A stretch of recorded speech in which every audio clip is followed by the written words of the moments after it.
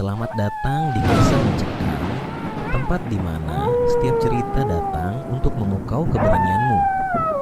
Di sini, kita akan menyelami kisah-kisah horor yang tak hanya menakutkan, tapi juga penuh misteri dan keanehan yang sulit dijelaskan. Siapkan dirimu, matikan lampu, dan dengarkan dengan penuh perhatian. Karena kegelapan yang akan kita masuki tak pernah sama seperti yang kamu bayangkan. Jangan lupa, jika kamu suka dengan cerita yang membuat jantung berdebar dan bulu kuduk merinding, tekan tombol berlangganan dan ikuti perjalanan horormu bersama kami. Terima kasih.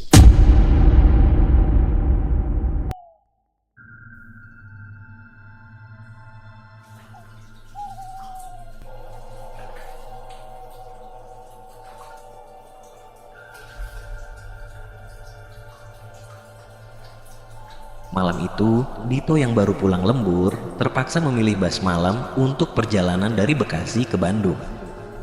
Waktu sudah menunjukkan pukul 23.30 dan terminal sudah mulai sepi. Namun, Dito bersyukur ketika melihat sebuah bus tua dengan tulisan Bandung di kaca depannya berhenti di depannya.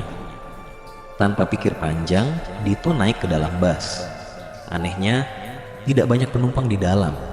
Hanya ada sekitar 5 orang yang duduk terpencar. Supir dan kondektur tampak ramah, meski wajah mereka terlihat agak pucat. Aroma dalam bus terasa aneh seperti bau tanah basah yang menyengat.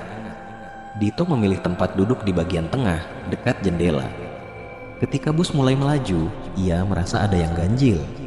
Jalanan yang dilalui bus bukanlah jalan yang biasa ia kenal menuju Bandung. Jalan itu gelap, sunyi, dan diapit oleh pepohonan tinggi. Dito mencoba bertanya kepada seorang penumpang di depannya, seorang pria berjaket hitam. Namun, pria itu hanya diam tanpa menoleh. Ia bahkan tidak bergerak sedikit pun. Perasaan Dito semakin tidak nyaman. Ia memperhatikan para penumpang lain.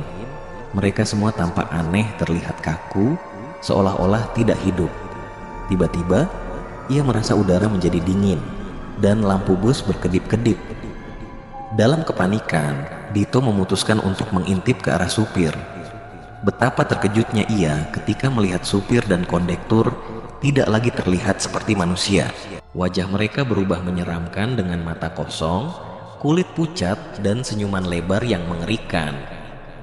Ketika Dito hendak berdiri untuk memaksa turun, seorang wanita tua di belakangnya berbisik pelan, "Kamu tidak seharusnya naik bus ini." Dito terdiam. Tubuhnya gemetar. Ia mencoba membuka pintu bus, tetapi pintu itu terkunci rapat. Tiba-tiba, wanita tua itu menarik tangannya dan berkata, "Tutup matamu dan jangan buka sampai aku bilang." Dito mengikuti instruksi wanita itu, meski hatinya penuh dengan ketakutan. Ia merasakan bus melaju semakin cepat dan suara tawa serta jeritan terdengar di sekelilingnya. Setelah beberapa menit yang terasa seperti selamanya, wanita tua itu berkata, "Sekarang, buka matamu dan turun." Dito membuka matanya dan mendapati dirinya berdiri di pinggir jalan, tepat di depan gerbang terminal Bandung. Tidak ada tanda-tanda bus, penumpang, atau wanita tua itu. Ia hanya sendirian, berdiri dengan tubuh lemas dan kepala penuh pertanyaan. Sejak malam itu, Dito tidak pernah naik bus malam lagi. Ia mendengar dari warga sekitar bahwa bus tersebut adalah bus hantu yang sering muncul di malam hari. Konon, bus itu adalah milik perusahaan yang mengalami kecelakaan tragis bertahun-tahun lalu, membawa semua penumpangnya ke alam lain. Hingga kini, bus itu masih berkeliaran, mencari penumpang baru yang tidak waspada. Dito tidak pernah bisa melupakan pengalaman malam itu. Bayangan wajah supir bus, senyum mengerikan kondektur, dan bisikan wanita tua terus menghantuinya. Ia mencoba mencari jawaban. Beberapa hari kemudian, ia kembali ke terminal Bekasi, berharap mendapatkan petunjuk tentang apa yang sebenarnya terjadi. Saat ia duduk di sebuah warung kecil di terminal, Dito memberanikan diri bertanya kepada seorang penjual kopi tua, Pak Herman, yang tampak akrab dengan terminal itu. "Pak, saya ingin tanya, apa pernah dengar soal bus malam jurusan Bandung yang aneh?" tanya Dito dengan suara bergetar. Pak Herman berhenti sejenak, tatapannya berubah serius. "Kamu lihat bas itu ya?" tanyanya sambil memandangi Dito dengan tatapan tajam. Dito mengangguk. Pak Herman menarik napas panjang sebelum bercerita. "Dulu, sekitar 20 tahun yang lalu, ada sebuah kecelakaan besar di jalur tol Bekasi Bandung. Sebuah bus penuh penumpang jatuh ke jurang karena remblong. Semua penumpang, termasuk supir dan kondektur, tewas di tempat. Anehnya, bus itu tidak pernah ditemukan, seolah lenyap begitu saja." Pak Herman menyesap kopinya sebelum melanjutkan. "Sejak saat itu, banyak cerita tentang bus malam yang berhenti di terminal ini. Bus tua dengan supir dan kondektur yang ramah, tapi penumpangnya bukan manusia. Mereka bilang, kalau kamu naik bus itu dan tidak segera turun, kamu akan ikut hilang, seperti yang lain." Dito merasakan bulu kuduknya berdiri. "Tapi, ada seorang wanita tua di bus itu. Dia yang menyelamatkan saya," katanya. Pak Herman tampak terkejut. "Wanita tua? Ah, itu pasti Bu Sumarni. Dia salah satu korban kecelakaan. Katanya arwahnya tidak bisa tenang karena dia merasa bersalah atas kematian cucunya dalam kecelakaan itu. Dia sering muncul untuk memperingatkan penumpang manusia agar tidak ikut tersesat." Dito terdiam. Ada rasa syukur sekaligus ketakutan di hatinya. Namun, rasa ingin tahunya belum selesai. Ia memutuskan untuk kembali ke lokasi di mana ia diturunkan malam itu, gerbang terminal Bandung. Ketika malam tiba, Dito sampai di lokasi. Jalanan sepi dan udara terasa dingin. Ia berdiri di tempat yang sama, menunggu, berharap menemukan jawaban. Tak lama kemudian, suara mesin bus terdengar di kejauhan. Sebuah bus tua meluncur perlahan, berhenti tepat di depannya. Tulisan Bandung kembali terlihat di kaca depan. Jantung Dito berdetak kencang. Namun, kali ini ia sudah siap. Ia melangkah mendekat, tetapi tidak naik. Sebaliknya, ia memeriksa kaca depan bus, berharap menemukan sesuatu. Di dalam, ia melihat para penumpang.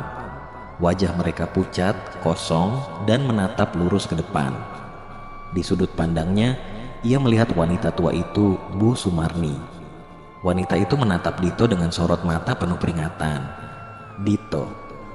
Suara wanita itu terdengar langsung di telinganya, meskipun bibirnya tidak bergerak. "Pergilah, jangan pernah cari bus ini lagi. Jika kamu terus mencarinya, kamu akan terjebak." Seketika, bus itu menghilang, meninggalkan Dito sendirian di tengah jalan yang gelap. Sejak malam itu, Dito tidak pernah mencoba mencari tahu lagi tentang bus hantu tersebut. Namun, dalam mimpi-mimpinya, ia sering mendengar suara Bu Sumarni, seolah mengingatkan bahwa dunia mereka tidak boleh diganggu. Dito tidak bisa sepenuhnya melupakan kejadian itu. Rasa ingin tahunya mendorongnya untuk menyelidiki lebih dalam. Ia mulai mencari informasi tentang kecelakaan yang disebut Pak Herman. Ia mengunjungi perpustakaan daerah dan mengumpulkan artikel lama dari surat kabar tentang insiden yang melibatkan bus malam jurusan Bekasi Bandung. Akhirnya, Dito menemukan sebuah artikel yang detail. Artikel itu menyebutkan bahwa kecelakaan tersebut terjadi pada malam hujan deras, sekitar 2 dekade lalu. Bus yang penuh dengan penumpang mengalami remblong saat melintasi tanjakan tajam di jalur tol lama yang kini sudah tidak digunakan. Bus kehilangan kendali, menabrak pembatas jalan, dan terjun ke jurang yang dalam. Namun, ada sesuatu yang ganjil. Berdasarkan laporan saksi, sebelum bus jatuh, terdengar jeritan dan suara gaduh dari dalam bus. Salah satu saksi mata, seorang sopir truk yang sedang berhenti di bahu jalan, mengaku melihat bayangan hitam besar melayang di sekitar bus beberapa saat sebelum kecelakaan. Beberapa orang percaya bahwa kecelakaan itu bukan murni karena masalah teknis, melainkan ada sesuatu yang menghantui bus tersebut. Selain itu, muncul desas-desus bahwa sebelum kejadian, bus itu terlibat insiden yang tidak kalah menyeramkan. Konon, beberapa hari sebelum kecelakaan, seorang penumpang wanita bersama cucunya ditemukan tewas di dalam bus saat perjalanan malam. Penumpang lain mengatakan wanita itu tampak linglung, dan cucunya terus menangis sepanjang perjalanan. Ketika bus berhenti di terminal berikutnya, wanita itu ditemukan tak bernyawa, memeluk tubuh cucunya yang sudah dingin. Sejak insiden itu, bus mulai mendapat reputasi buruk. Penumpang mengaku sering melihat bayangan di kursi belakang, mendengar suara tangisan anak kecil, atau merasa udara di dalam bus tiba-tiba menjadi dingin. Namun, perusahaan bus tersebut mengabaikan laporan tersebut dan tetap mengoperasikan bus hingga kecelakaan tragis itu terjadi. Yang lebih menyeramkan, meskipun kecelakaan tersebut dilaporkan membawa korban jiwa seluruh penumpang dan awak bus, bangkai bus tidak pernah ditemukan. Tim evakuasi yang turun ke lokasi hanya menemukan bekas jejak ban di tepi jurang, tapi tidak ada bus di dasar jurang maupun di sekitarnya. Sejak saat itu, bus dianggap menghilang secara misterius. Setelah membaca artikel itu, Dito menyadari bahwa bus yang ia naiki mungkin adalah bus yang sama. Ia mencoba mencari orang-orang yang masih mengingat kejadian itu.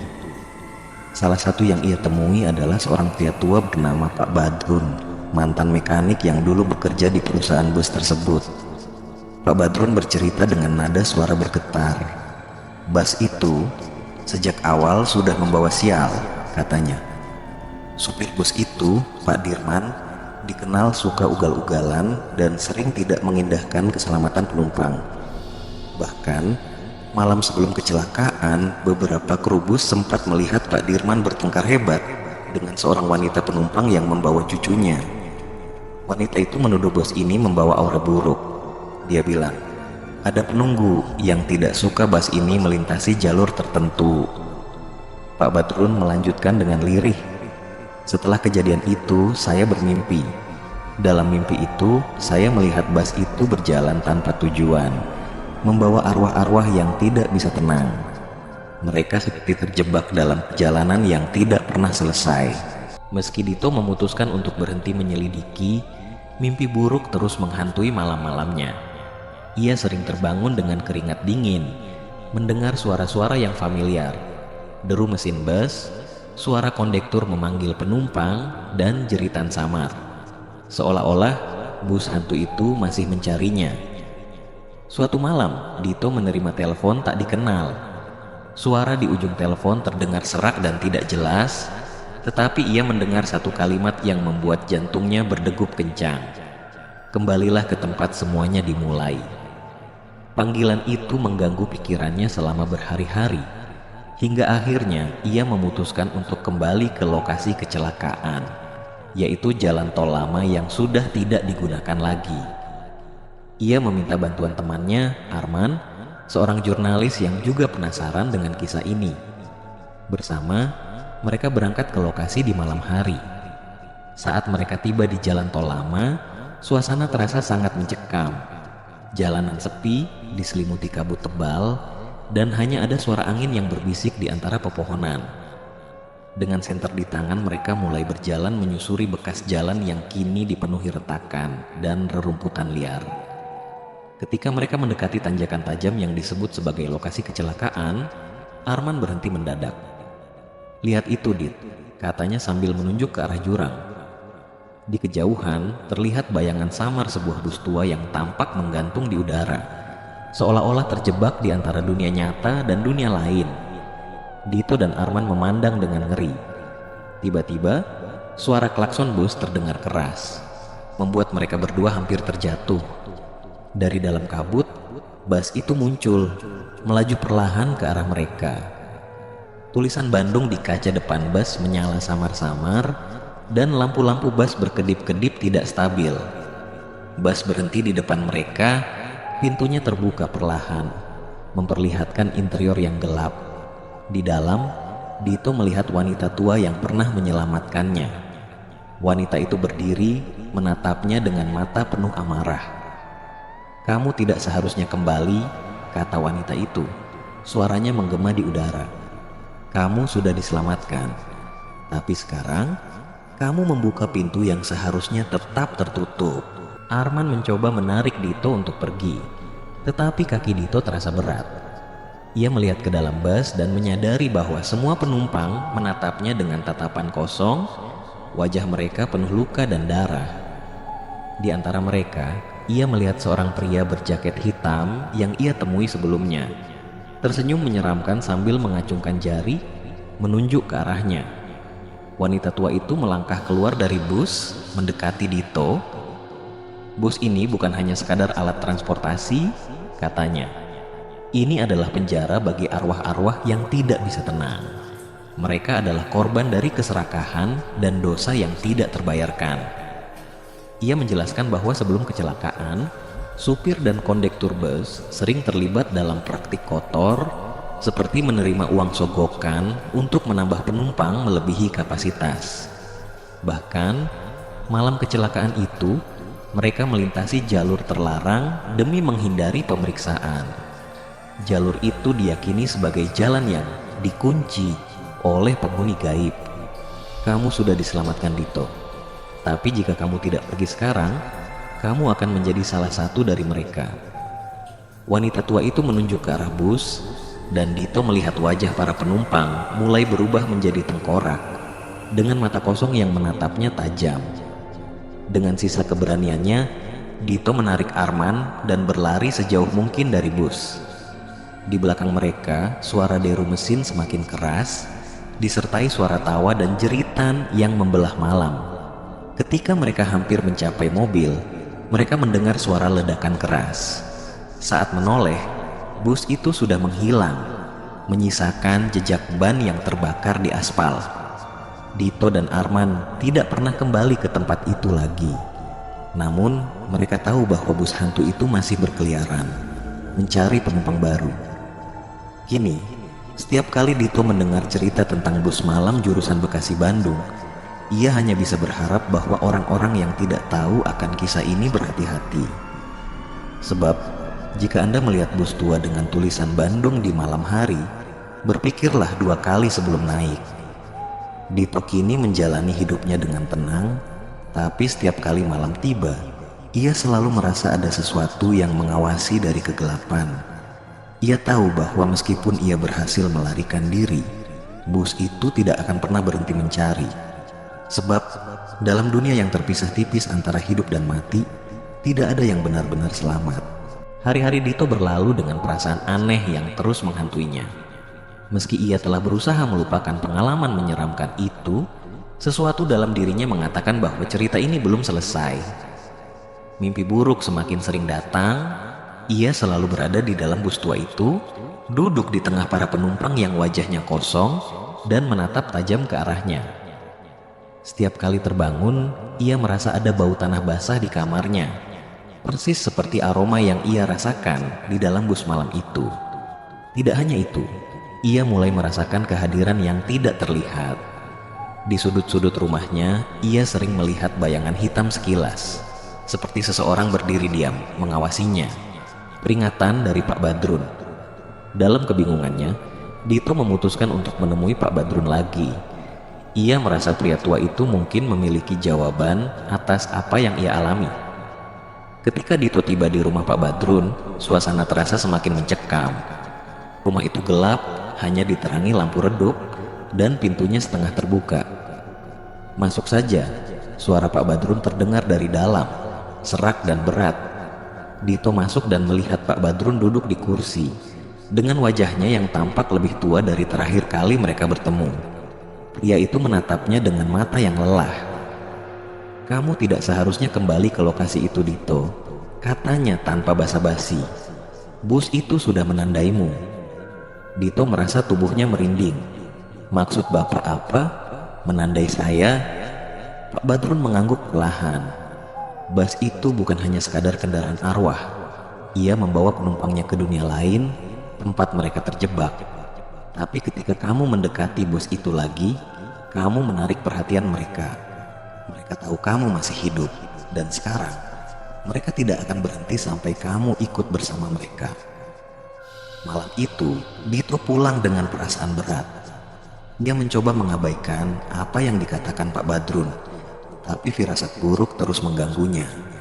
Ia menutup semua jendela dan pintu rumahnya, memastikan tidak ada celah terbuka.